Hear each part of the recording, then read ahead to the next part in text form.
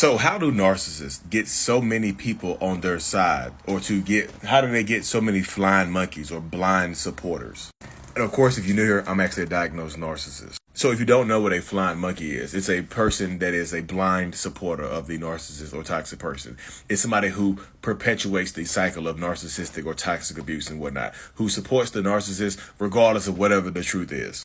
It comes from the term, like for the movie, the Wizard of Oz, when the Wicked Witch of the East or West, the directional Wicked Witch, had her flying monkeys that did her bidding. How do narcissists get so many of those, right?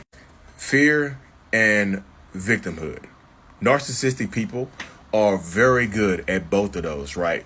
So, and they are also good at projecting how they feel about the inside, how they feel internally to the external world, right? So if I have a deep internal fear, I'm afraid of something, I project this fear to the people around me. So you have the same fear. You know what I mean? It happened to me, it can happen to you type stuff, type vibes. And if they project that fear onto the right type of person, that person then becomes a flying monkey, because now we have a similar enemy.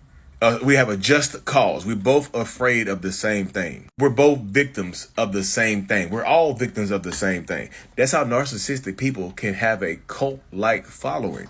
Like, you might not have anything in common with this narcissistic person. Y'all might have mutual friends. Y'all might have seen each other in passing or whatever.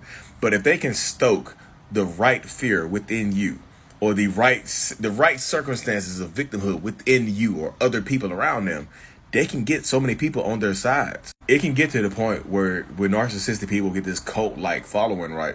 Where the cult members, the flying monkeys, will sacrifice themselves for the greater good. And the greater good being in servitude of the narcissistic person, who might not even acknowledge them, who might not even acknowledge their existence. But they feel like, hey, I did the right thing because I sacrificed myself for this person, for a just cause.